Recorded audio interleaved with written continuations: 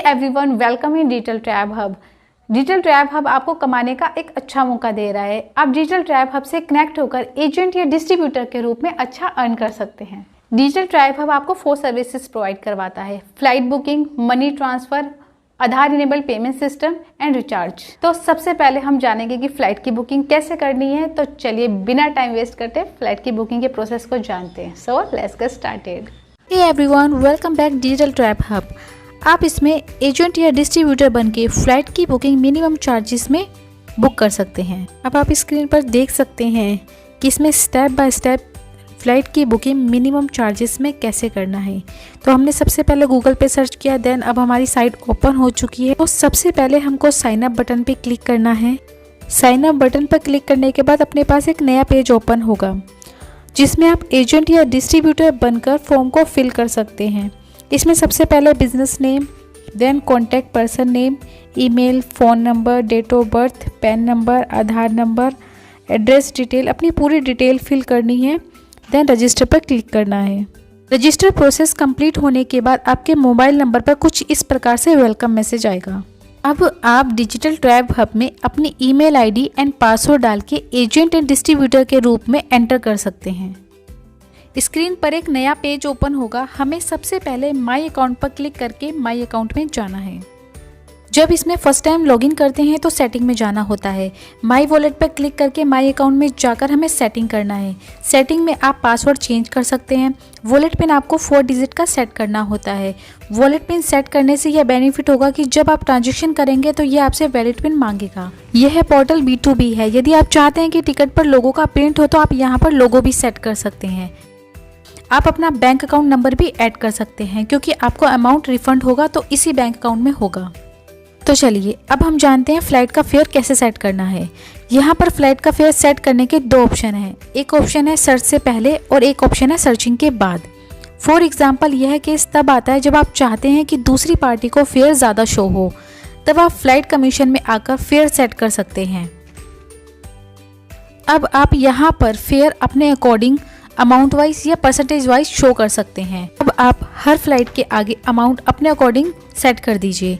जब आप फ्लाइट की टिकट बनाएंगे तो आपका कमीशन ऐड होकर फ्लाइट की टिकट में शो करेगा। यह है फर्स्ट ऑप्शन। अब हमें सबसे पहले यह जानना भी बहुत ज़्यादा ज़रूरी है कि जब हम टिकट बनाते हैं तो पेमेंट कैसे करना है। तो पेमेंट करने के यहाँ पर भी 2 ऑप्शन हैं। हमें माई वॉलेट में जाना है और माई वॉलेट टॉपअप पर क्लिक करना है।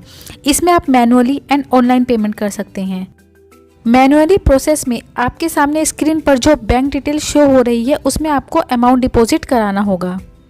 एंड जब भी हम फ्लाइट बुक करते हैं तो हमेशा जनरल वॉलेट का यूज़ करते हैं। फॉर एग्जाम्पल अब हमें अमाउंट ऐड करना है एंड ट्रांजैक्शन में UPI ऑप्शन सेलेक्ट करना है। अब हमें UTR नंबर लिखना है। अगर आपके पास UTR नंबर नहीं है तो आप यहाँ NA भी लिख सकते हैं। देन अगर आपके पास पेमेंट स्लिप है तो आप इसको चूज़ फाइल में ऐड कर सकते हैं, नहीं तो इसको छोड़ भी सकते हैं। अब सबमिट पे क्लिक करना है।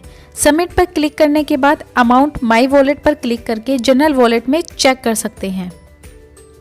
यह था हमारा पेमेंट करने का फर्स्ट ऑप्शन।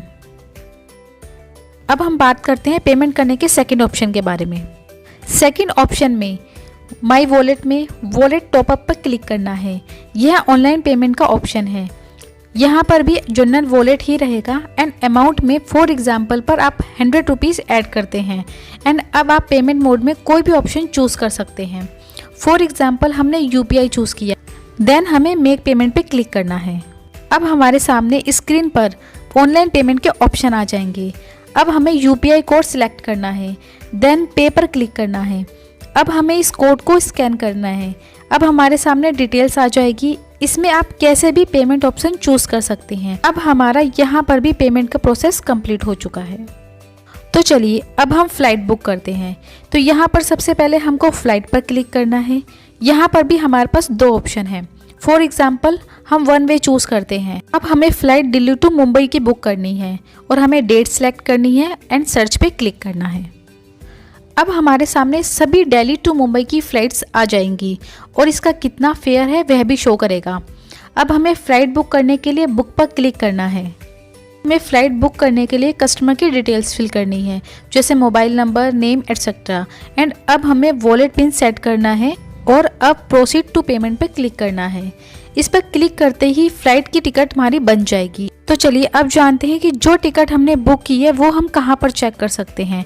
अब आप माई ट्रांजैक्शन में जाके फ्लाइट बुकिंग में जाकर टिकट चेक कर सकते हैं। यहाँ पर सभी बुक टिकट आ जाएगी। यह है अब हमारा टिकट बुकिंग का प्रोसेस कंप्लीट हो गया।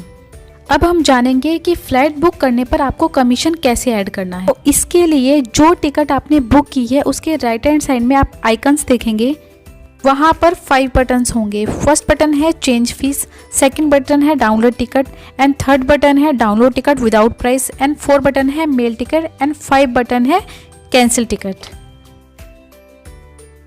तो चलिए अब जानते हैं टिकट पर प्राइस कैसे मैनेज करना है। इसके लिए हमें एक्शन के नीचे फर्स्ट बटन पर क्लिक करना होगा। अब आपके सामने पैसेंजर टिकट ओपन हो जाएगी। अब इसमें आप देख सकते हैं कि अमाउंट 2828 शो कर रहा है। अब हमें एक्शन के नीचे वाले फर्स्ट बटन पर क्लिक करना है और चेंज बुकिंग फीस में हम अपने प्रॉफिट के अकॉर्डिंग अमाउंट ऐड कर सकते हैं। फॉर एग्जांपल हमने 1000 ऐड किया एंड उसको सेव कर दिया। अब हम एक्शन बटन के नीचे वाले सेकंड ऑप्शन पर क्लिक करके पैसेंजर टिकट चेक कर सकते हैं। अब आप उसमें देख सकते हैं अमाउंट 1000 ऐड होकर 3828 अमाउंट शो कर रहा है। अब आप इसमें अपने प्रॉफिट के अकॉर्डिंग अमाउंट ऐड कर सकते हैं और आप चाहते हैं टिकट में प्राइस ना शो हो तो आप अपने एक्शन बटन के नीचे थर्ड ऑप्शन को चूज कर सकते हैं। तो उम्मीद करती हूँ कि फ़्लाइट का बुकिंग का प्रोसेस आपको इजीली समझ आ गया होगा। अगर इससे रिलेटेड कोई भी क्वेरी आपके मन में हो तो आप दिए हुए नंबर पर कॉन्टैक्ट कर सकते हैं। Thank you.